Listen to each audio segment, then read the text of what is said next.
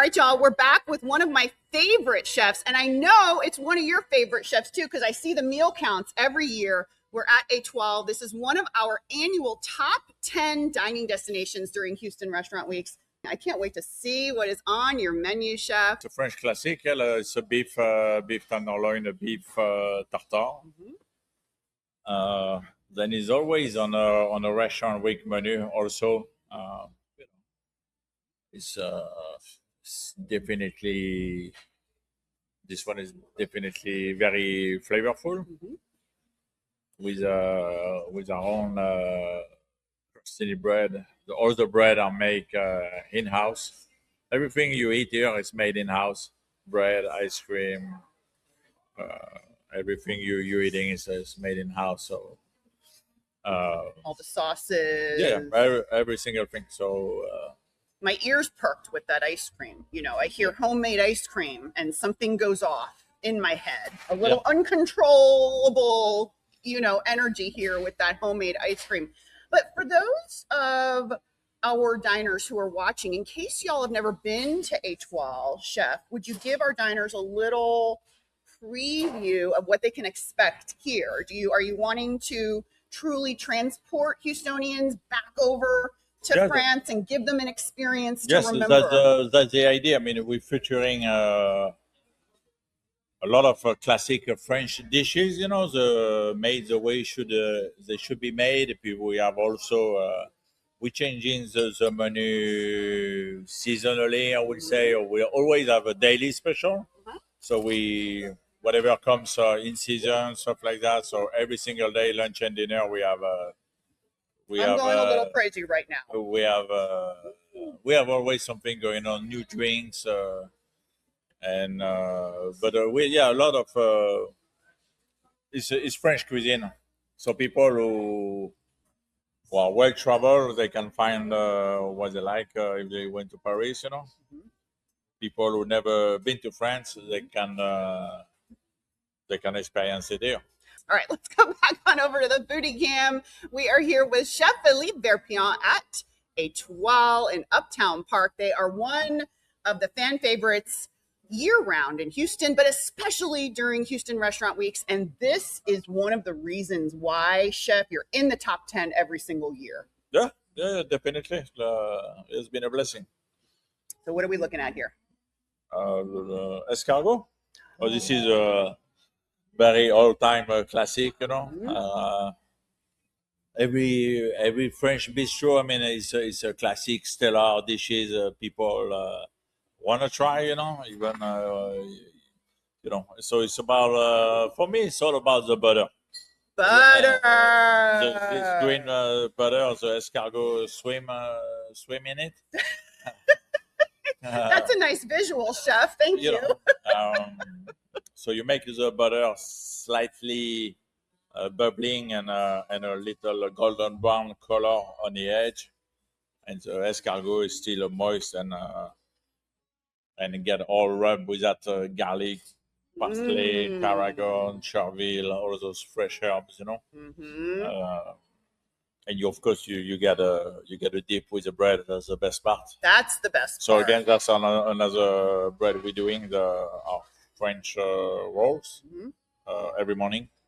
So they're nice and very Frenchy. Yeah, a little bit of sourdough inside. That's very, very good. I remember my mother taking me for my very first escargot. I think I was probably 7 or 8. Okay. Was when she started me. Well, it can be that young. It can be a little bit overwhelming, but some kid love it. I know. I loved it. I have kid here coming, ask the mama, I wanna go to Étoile eat the escargot. So Well, and this is, would we say, probably one of the most classic French dishes. Yeah, one of those very old fashion classic. Oh my gosh. For sure, over 100 years, 150 maybe. Gotta look at the calendar, but it's also a dish that if you're in Houston and you haven't tried escargot ever in your life, the place. This is probably the place. And that bite, absolutely. This one never leaves the menu. Is a kind of dish. I have few dishes here. they cannot because the people will complain and never come back. If I'm not, let's say I take this dish out, I replace by something more, will be a problem. They're going to wait for you every day at your car in the parking lot.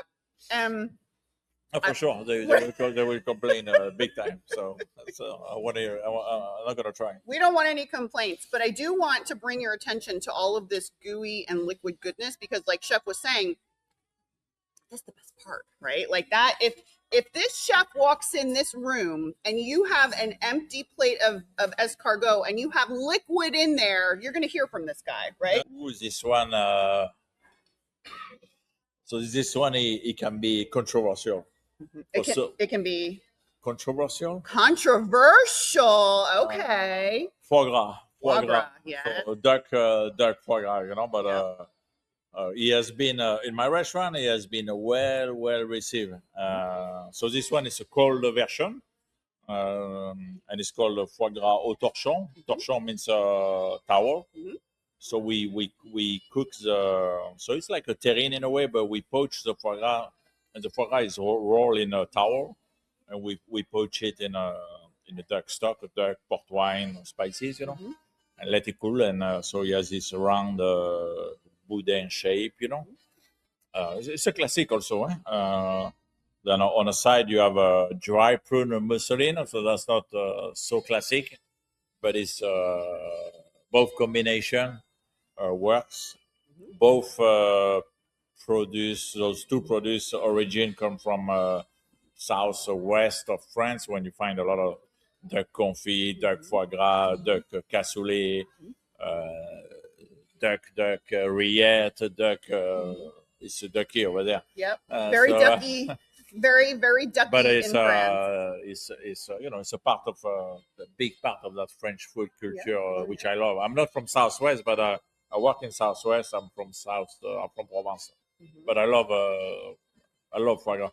You love a good duck. Yeah. Love a good Frenchy duck. Even people like it so much here. We sell it during holidays, especially Christmas. I mean, it's a tradition in France. Foie gras, so a bunch of French come here and buy it to go also. Yeah. By pound, by half a pound, by portion. So when it's coming up to a holiday, and you start getting a lot of phone calls. You know exactly what they want. Yeah. Oh yeah, for sure. Oh my goodness. Oh, look at this. This is beautiful. Oh my goodness. And of course, so we pair it with another type of bread, brioche this time. Very buttery, very flaky, made in house also. You can smell a little bit of butter there. Oh my gosh. This emanates butter. I don't think I've smelled a more buttery bread in my life. Yeah. So the recommendation, you get a piece of that duck, a bit. Here, why don't you show me how to do it? You show me the right. Let me get a knife. We're gonna get a knife.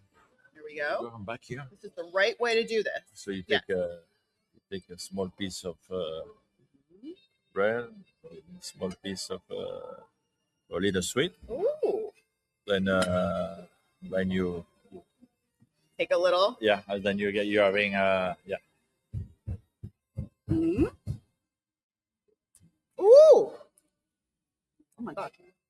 The sweet. Yeah, the sweet, the salty, the richness of the foie gras, and the richness. Oh my gosh! A little bit of cracked pepper on the top to make it balanced. This is like a whole meal right here. Correct. I mean, this is just a nice little salad. Yeah, it's a shell. People buy most of the time they get a plate, they put it in the middle, then they share it with first glass of wine, champagne, or a glass of Sauterne as the best pairing with the foie gras. It's a sweet wine. Ooh. I mean, we have a lot of different. Feeling very French in here right now. We have a lot of different options to satisfy your palate. I think everybody would be satisfied here. All right, let's take a look at some of the entrees that you all are serving. Well, this one you can find it in Paris in a lot of places. I mean, in France, steak au poivre. So this one you can make. You don't have to use this one. Is a prime beef tenderloin, the one you can find here at all. But you can Make it with skirt steak, hanger steak, pretty much any steak. Make it with au poivre, so it's a black pepper and corn sauce, cognac, shallots, veal stock, cream, very rich. We serve a side of salad and a side of French fries, golden, crispy. Very, Very, very good. very classic. And with the American, very good American quality beef, Angus. Now the au poivre in the description, that's the sauce. Yeah, correct. Black pepper and corn sauce.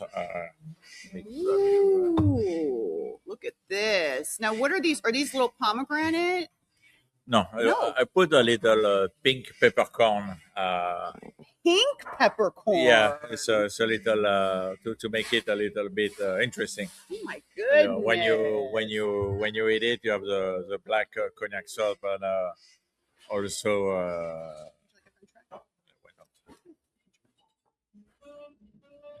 Oh, holy moly! Yeah.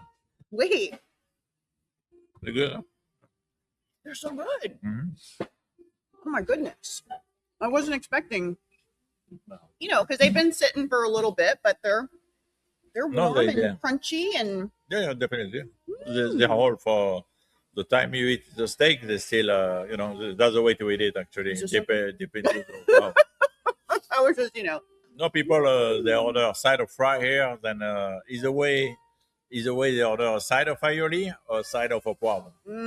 So this is something that people know. They know this sauce. Oh yeah, it's a versatile sauce. Ooh, I taste the pepper. I just got the extra layer of pepper correct. that went down. Yeah. Oh, I love this. Yeah, it has to be. You have to find when you put the pepper not to make it not over spicy, otherwise you kill everything.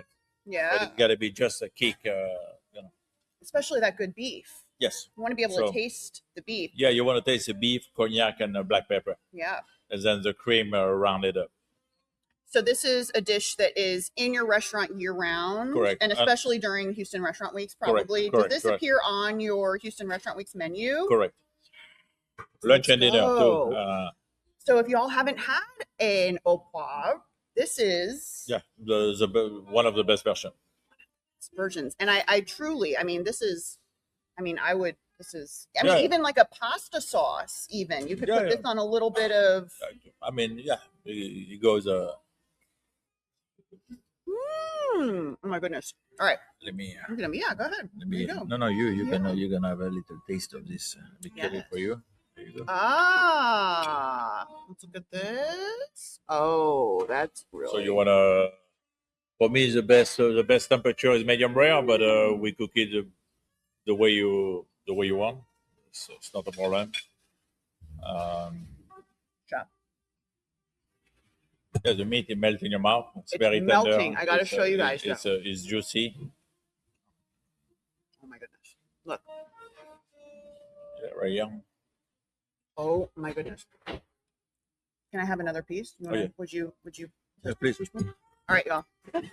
Back on over to the foodie cam you go. We're having a moment, okay? We're having a moment. Y'all go look at the foodie cam. We'll be back here when you come back, I promise. All right. Chef, what are we looking at here? This one is another best seller here, the duck à l'orange, duck breast à l'orange. It's another French classic, but I made it on a bed of butternut-squash risotto. No, not on a butternut-squash risotto, on a butternut-squash puree, sorry. Which when I came in the state in '98, I didn't know what a butternut-squash was. Interesting. Yeah, I discovered this vegetable here. And, not used in France very much. No, back in '98. Now it is a French farmer grab it somehow and it's got it to grow. But back then, I work in all my career in French in Michelin star. I never seen a butternut-squash. When I came here, I was, but I really first day I began to work with, I fell in love. You fell in love. Yeah, you became a squashy chef. Yeah, it's. I'm a squashy diner. Or you can make a soup with this vegetable. You can make a lot of different things. You can make a pickle. You can make any way you want it, pretty much. A dessert. I make a dessert with butternut squash too. Make a dessert. Wait a minute. During Thanksgiving. Wait. It's called Milla, Milla. It's a southwest of France, old-fashioned dessert made with pumpkin and corn, and they make a cake of it. But I'm making more like a modern version with butternut squash, and yeah. Wait, are you making this here in Houston, Texas? Yes, for usually around Thanksgiving time. Instead of doing a pumpkin pie, I do like a butternut squash dessert. I would love to try this dessert. Yeah. I feel like we got to come back and show y'all this dessert because this sounds like an incredible dessert. Yeah, it is. I love when chefs find ways to put vegetables in desserts. That's like ube is one of my favorite all-time desserts. Like you put ube or taro, like these are plants, these are potatoes. Yeah. And putting it in the dessert. Yeah. Butternut squash rolled cake with orange flour pastry cream. Stop. All right. It's burnt and warm like a creme brulee. Oh my gosh. I need a date when this dessert is going because y'all know how crazy I go over my desserts. Now this guy is just taking it to another level here. You know. I'm making a reservation. I will let you know. So this one is duck breast. Roasted, medium. This is the best for me. Then a sweet and a sour orange base sauce duck. Little then grape. You have then it's sitting on the bed of mushroom, grapes. Oh my god! Few fresh orange segment on the top. To people have a visual, they don't make a mistake. They're duck à l'orange. So you actually bite an orange and have some and the sauce. You know, it's a complex, a lot of layers of flavor in this dish. I think duck l'orange was the first French dish I learned how to say in 7th grade in French class. It's the easiest duck l'orange. All right, let's go back on over to the foodie cam. This is, the time I know that everybody waits for, and we've got to talk about these classic French desserts because it's something that France is known for, right? The desserts, the creams, the butters, the sugars. So very, very classic. This one, my grandma, she used to make the best with the raw milk actually from the farm. So she was making this very rich crème anglaise, vanilla. So it's a vanilla French custard, and it's cold. So it's a cold dessert. So you call it a floating island, Île Flottante. So floating island is an island. So it's floating on some. So it's not on a sea, but it's floating on this rich floating on English cream. Yes. So it's a white. It's a soft meringue, also cold, and you're on the top. You have a fleur de sel caramel sauce and some toasted almond for the little crunch. And that's it. So you dive with a spoon and you get all three. A little crack from the almond, a little very moist meringue. I love it. And rich, creamy. Classic dessert. Yeah. And then the crème anglaise, you can make a different flavor. You can make it pistachio. Sometimes we do. Inspired by grandma, though, right? Oh yeah, grandma, but it's also. Yeah, there you go. Leave it here. Yeah, go ahead. You go first. Yeah. Then. So.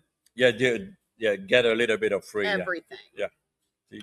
So he cut like very easily. Kid love it. You make this for kids. Oh my god. Yeah, it's very decadent. Can you see very decadent. It is like a wall of cream. You guys, wait a minute. Yeah, but it's very meringue. It is a meringue. Yeah. And this actually it's always featured on a restaurant week menu. Then people later call us and say, "Hey, can we have this dessert tonight?" Or if we come, and so. Because they probably never tried a dessert like that. right? And they have a great, they have a good memory. Now, speaking of Houston Restaurant Weeks, this is one of the fun parts about the event is this is a very popular dessert, right? Correct. You'll probably, and correct me if I'm wrong, you may sell more of this particular dessert Correct. in August. Yes, correct. Than you would in general, because with Houston Restaurant Weeks, the menus are Prix-fixe. So everyone is getting a dessert.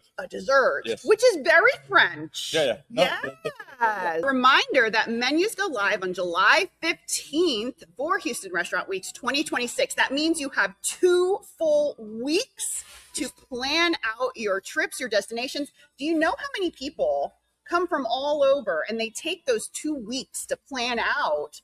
You're probably almost booked by the end of July a lot of the times because people are making those reservations. So definitely get in early. Check that website, HoustonRestaurantWeeks.com. We don't want y'all to miss out on these incredible menus supporting the Houston Food Bank. And what happens if reservations online are booked? Can they call the restaurant?